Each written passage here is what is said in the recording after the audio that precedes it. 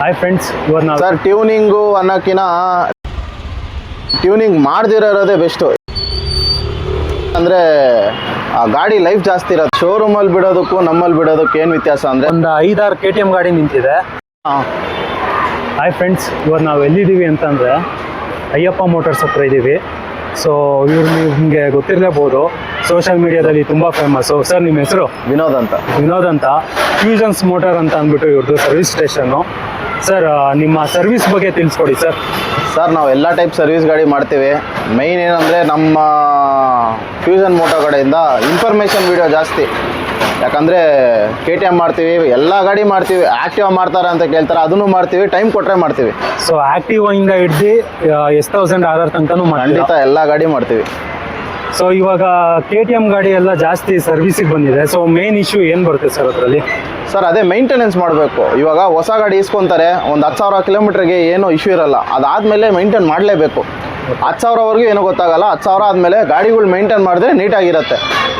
Sir ಇವಾಗ ಶೋರೂಮಲ್ಲಿ ಬಿಡೋದಕ್ಕೂ ನಿಮ್ಮಲ್ಲಿ service ಬಿಡೋದಕ್ಕೂ ಏನು ವ್ಯತ್ಯಾಸ ಸರ್? ಸರ್ ಶೋರೂಮಲ್ಲಿ ಬಿಡೋದಕ್ಕೂ ನಮ್ಮಲ್ಲಿ ಬಿಡೋದಕ್ಕೆ ಏನು ವ್ಯತ್ಯಾಸ ಅಂದರೆ, ಸರ್ ಅಲ್ಲೂ ಕೆಲಸ ಮಾಡ್ತಾರೆ, ಇಲ್ಲೂ ಮಾಡ್ತೀವಿ. ಆದರೆ ಏನಂದರೆ ನಮಗೆ ಸ್ವಲ್ಪ ರೆಸ್ಪಾನ್ಸ್ ಜಾಸ್ತಿ ಇರುತ್ತೆ.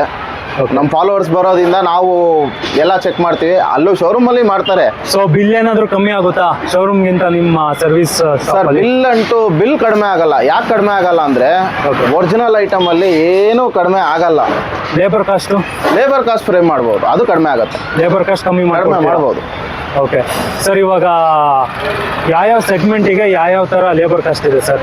ಸರ್ ಈ ಪ್ರೀಮಿಯಂ ಸೆಗ್ಮೆಂಟ್ಗೆಲ್ಲ ಒಂದು chain lube plus washing service labour ಎಲ್ಲ ಸೇರಿ ನಮಗೆ ಒಂದು 1500 ಬರುತ್ತೆ. ಆ ಕೆಲಸದ ಮೇಲೆ ಡಿಪೆಂಡ್.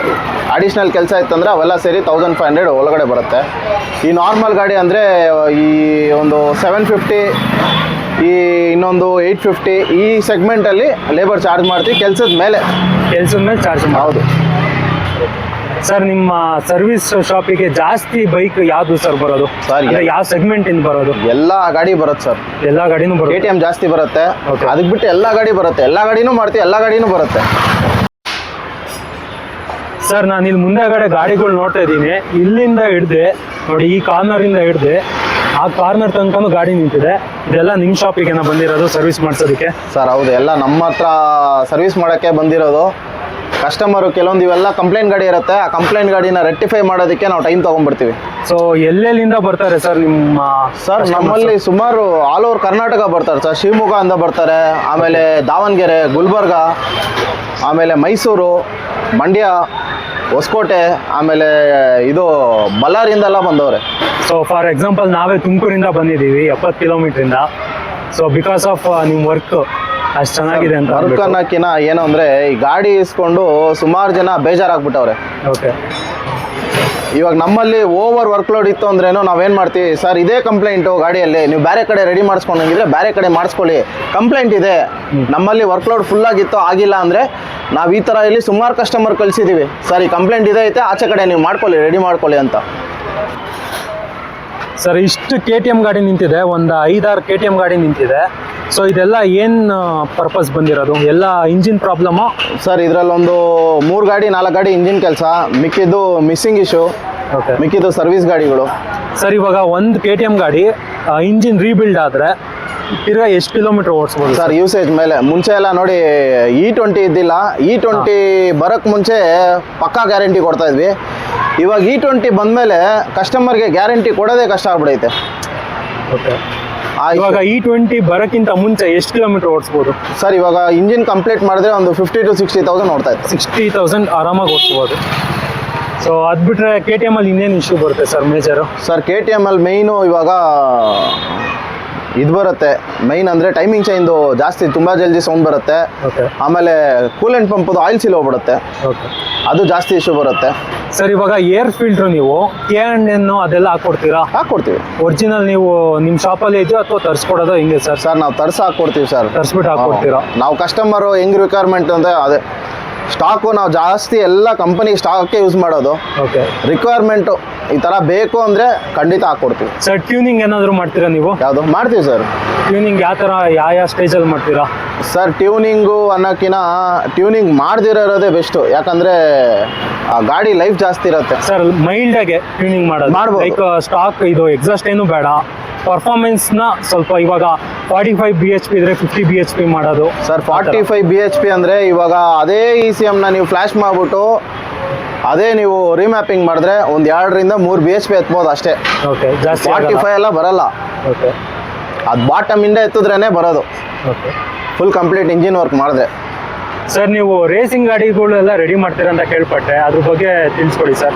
ಸರ್ ಖಂಡಿತ. ರೇಸಿಂಗ್ ಗಾಡಿ ಬಂದ್ಬಿಟ್ಟು ನಮ್ಮ ಫ್ರೆಂಡ್ ಒಬ್ರು ಅವರೇ ಮನಿ ಅಂತ. Okay, quick shift fusion moto ಇಬ್ಬರು ಸೇರಿಕೊಂಡು ರೇಸ್ ಗಾಡಿಗಳು ರೆಡಿ ಮಾಡ್ತಾ ಇದ್ದೀವಿ. ಹಂಗೇನ ರಿಕ್ವೈರ್ಮೆಂಟ್ ಇತ್ತಂದರೆ ಖಂಡಿತ ಬನ್ನಿ ಮಾಡಿಕೊಡ್ತೀವಿ.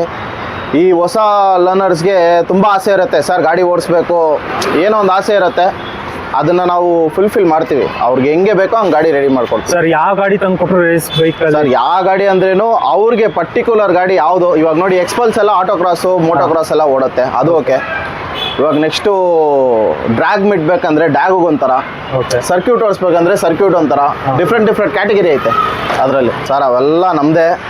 2007 ಇಂದ ಹಿಡಿದು 2013ವರೆಗೂ ಓಡಿಸಿದ್ದೀವಿ ರೇಸ್ನ. ಓಕೆ, ನೀವೇ ಓಡಿಸಿರೋದು? ನಾವೇ ಓಡಿಸಿರೋದು. ಅಮ್ಮಮ್ಮ ಅಂದ್ರೇನು ಒಂದು 520 ಟ್ರೋಫಿ ಮೇಲೆ ಐತೆ. ಓಕೆ, ಇವಾಗ ಅದೆಲ್ಲ ಬಿಟ್ಬಿಟ್ಟು ಸರ್ವಿಸ್ ಗಾಡಿ ಮಾಡಿಕೊಂಡು ಸ್ವಲ್ಪ ರೇಸ್ ಗಾಡಿನೂ ಮಾಡ್ಕೊಂಡಿದ್ದೀವಿ. ಸರ್ ಎಷ್ಟು ವರ್ಷದಿಂದ ನಿಮ್ಮ ಸರ್ವಿಸ್ ಶಾಪ್ ಇರೋದು? ಸರ್ ನಮ್ಮದು ಎಕ್ಸ್ಪೀರಿಯನ್ಸ್ ಬಂದ್ಬಿಟ್ಟು 25 ವರ್ಷದಿಂದ ಐತೆ. 25 ವರ್ಷ. ಸರ್ ನಿಮ್ಮ service shop speciality sir? Sir speciality ಏನಿಲ್ಲ, ಒಂದೇ ಒಂದು ಕಸ್ಟಮರ್ ಬಂದರೆ ಟ್ರಸ್ಟು. ಹಾಂ, ಆ ಟ್ರಾನ್ಸ್ಪರೆಂಟ್ ಏನಾಯ್ತೋ ಅದ್ರದ್ದು ಹಂಗೆ ಹೇಳ್ಬಿಡ್ತೀವಿ.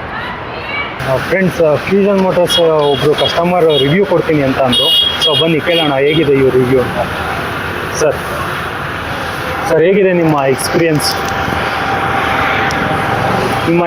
ಹೇಗಿದೆ ಸರ್? ಗಾಡಿ ಫುಲ್ ಸ್ಮೂತ್ ಆಗಿದೆ. ಓಕೆ, ಏನೇನು ಪ್ರಾಬ್ಲಮ್ ಇತ್ತು ಗಾಡಿ? ಫುಲ್ ಗಾಡಿ ಪ್ರಾಬ್ಲಮ್ ಇತ್ತು. ಆಯಿಲ್ ಎಲ್ಲ ಚೆನ್ನಾಗಿ ಕುಡಿತಾ ಇತ್ತು. ಹಾಂ, ಬಟ್ ಇಲ್ಲಿ ಬಂದ್ಮೇಲೆ ನನ್ನ ಗಾಡಿ ಫುಲ್ ಕಂಡೀಷನ್ ಆಗಿದೆ. ಸೊ ಫಸ್ಟ್ ಟೈಮು ಅಥವಾ ನೀವು ರೆಗ್ಯುಲರ್ ಕಸ್ಟಮರ್? ಫಸ್ಟ್ ಟೈಮು ಒಂದು ಸ್ವಲ್ಪ ರಫ್ ಆಗಿತ್ತು ನನಗೆ, ಇವಾಗ ಫುಲ್ ಫ್ರೀ ಆಗೈತೆ. ಗಾಡಿ ತುಂಬ ಚೆನ್ನಾಗಿ ಮಾಡಿದ್ದಾರೆ. ಸೊ ಖುಷಿ ಆಯ್ತಾ ಇವ್ರ ವರ್ಕು? ಫುಲ್ ಖುಷಿ ಆಯಿತು. ಇವಾಗ ನನ್ನ ಗಾಡಿನೇ ಅನಿಸ್ತಾ ಇದೆ ಈಗ. Okay, thank you sir. Sir ನಮಸ್ತೆ. ನಮಸ್ತೆ ಸರ್, ಫ್ಯೂಷನ್ ಮೋಟರ್ಸಿಂದ ನಿಮ್ಮ ಹೆಸರು ಸರ್? ವಿನೋದ್ ಅಂತ. ವಿನೋದ್ ಅಂತ. ಸರ್ ಇವಾಗ ನಮ್ಮದು ಬೆನಲಿ ಗಾಡಿ ತುಮಕೂರಿಂದ ತಂದು ಬಿಟ್ಟಿದ್ವಿ. ಸೊ ಇದು ಏನೇನು ಪ್ರಾಬ್ಲಮ್ ಇತ್ತು, ಏನೇನು ಸಾಲ್ವ್ ಮಾಡಿದ್ದೀರಾ? ಇದು ಗಾಡಿ ಮಿಸ್ಸಿಂಗ್ ಇಶ್ಯೂ ಇತ್ತು. Complete throttle body which clean ಮಾಡಿಬಿಟ್ಟು ಪ್ಲಗ್ ಎಲ್ಲ ಚೇಂಜ್ ಮಾಡಿ, ಹಿಂದೆಗಡೆ ಬ್ರೇಕ್ ಹಿಡಿತಾ ಇರಲಿಲ್ಲ, ಬ್ರೇಕ್ ಗನ್ ಒಂದು ಹೊಸದು ಹಾಕ್ಬಿಟ್ಟು ಕಂಪ್ಲೀಟ್ ಸರ್ವಿಸ್ ಮಾಡಿದ್ದೀವಿ. ಸರ್ವಿಸ್ ಮಾಡಿ ನಿಲ್ಸಿದ್ದೀವಿ. ಸೊ ಬೆನಿಲಿ ತುಂಬ ಪ್ರಾಬ್ಲಮ್ ಬರುತ್ತೆ ಅಂತ ಅಂತಾರೆ. ಸೊ ನಿಮ್ಗೇನಾದ್ರು ಕಷ್ಟ ಆಯ್ತಾ? ಅಂತಂದರೆ ಎಲ್ಲ ಗ್ಯಾರೇಜಲ್ಲೂ ಮಾಡಲ್ಲ. ಇಲ್ಲ, ಕಷ್ಟ ಏನಿಲ್ಲ. ಸ್ಪೇರ್ಸ್ ಒಂದು ಟೈಮ್ ತೊಗೊಂಡ್ಬಿಡತ್ತೆ ಅಷ್ಟೇ. ಸ್ಪೇರ್ಸ್ಗೊಂದು ಟೈಮ್ ತೊಗೊಳತ್ತೆ. ಸರ್ವಿಸ್ ಮಾಡೋದು ನಮ್ಗೇನು ದೊಡ್ಡದೇನಲ್ಲ, ಏನು ಕೆಲಸ ಮಾಡೋದು ಈಸಿ. ಸ್ಪೇರ್ಸ್ ಒಂದು ಡಿಲೇ ಆಗುತ್ತೆ ಅಷ್ಟೇ, ಬೇರೆ ಏನಿಲ್ಲ. ಸ್ಪೇರ್ಸ್ ಸಿಗೋದೊಂದು ಕಷ್ಟ ಆಗುತ್ತೆ ಅಷ್ಟೇ. ಇದು ಗಾಡಿ ಬಂದ್ಬಿಟ್ಟು 600cc ಬೆನಲಿ. ಇದು ಆ್ಯಕ್ಚುಲಿ ಸುಮಾರು ದಿವಸ ಅಂತ ನಿಲ್ಸ್ಬಿಟ್ಟಿದ್ರು, ಗಾಡಿನೇ ಯೂಸ್ ಮಾಡಿಲ್ಲ. ಈ ದೊಡ್ಡ ಗಾಡಿ ಈಸ್ಕೊಂಡ್ಬಿಟ್ರೆ ಏನು ಮಾಡ್ತಾರೆ, ಗಾಡಿ ಯೂಸ್ ಮಾಡಲ್ಲ. ಕಾಫಿ ಕುಡಿಯೋಕ್ಕೆ, ಟೀ ಕುಡಿಯೋಕ್ಕೆ ಯೂಸ್ ಮಾಡ್ತಾರೆ. ಬೂಡ್ ಬರೋವಾಗ ಎತ್ತುತ್ತಾರೆ, ಇಲ್ಲಾಂದರೆ ಗಾಡಿ ಒಂದೂವರೆ ತಿಂಗಳು ನಿಲ್ಸ್ಬಿಡ್ತಾರೆ. ಹಂಗೆ ದಯವಿಟ್ಟು ಮಾಡಕ್ ಹೋಗ್ಬೇಡಿ, ಗಾಡಿನ ಯೂಸ್ ಮಾಡಿ. ಸೊ ರೆಗ್ಯುಲರ್ ಆಗಿ ಯೂಸ್ ಮಾಡ್ತಾ ಇರಬೇಕು. ರೆಗ್ಯುಲರ್ ಅಂದ್ರೆ ಸಂಡೇ ಗಾಡಿನ ಸ್ಟಾರ್ಟ್ ಮಾಡಿ. ಓಕೆ, ನಿಮ್ಗೆ ಎಷ್ಟು ಕಂಪ್ಲೇಂಟ್ ಬರಲ್ಲ. ಹಂಗೆ 2 ತಿಂಗಳು 3 ತಿಂಗಳು ನಿಲ್ಸ್ಬಿಟ್ರೆ ಫ್ಯೂಲ್ ಪಂಪ್ ಎಲ್ಲ ಫುಲ್ ಹಂಗೆ ನಿಮ್ಗೆ ಒಂಥರ ರಸ್ಟ್ ತರ ಫಾರ್ಮ್ ಆಗ್ಬಿಡುತ್ತೆ. ಸರ್ ಇದು ಫ್ಯೂಲ್ ಪಂಪ್ ಪ್ರಾಬ್ಲಮ್ ಇತ್ತಾ? ಯಾವುದು ಫ್ಯೂಲ್ ಪಂಪ್ ಪ್ರಾಬ್ಲಮ್ ಇದ್ದಿಲ್ಲ, ಆದ್ರೆ ಥ್ರಾಟಲ್ ಬಾಡಿ ಪ್ರಾಬ್ಲಮ್ ಇತ್ತು. ಥ್ರಾಟಲ್ ಬಾಡಿ ಪ್ರಾಬ್ಲಮ್ ಇತ್ತು.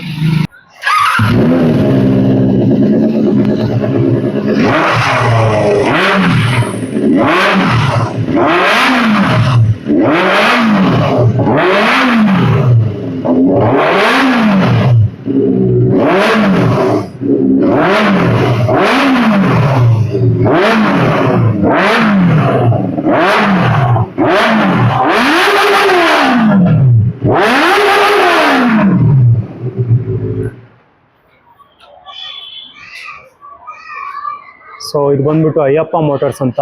ಸೊ ಸೋಷಿಯಲ್ ಮೀಡಿಯಾದಲ್ಲಿ ಫ್ಯೂಷನ್ಸ್ ಮೋಟರ್ಸ್ ಅಂತ ಅಂದ್ಬಿಟ್ಟೆ ತುಂಬ ಫೇಮಸ್ ಇವರು, ವಿನೋದ್ ಅಂತ ಹೇಳ್ಬಿಟ್ಟು.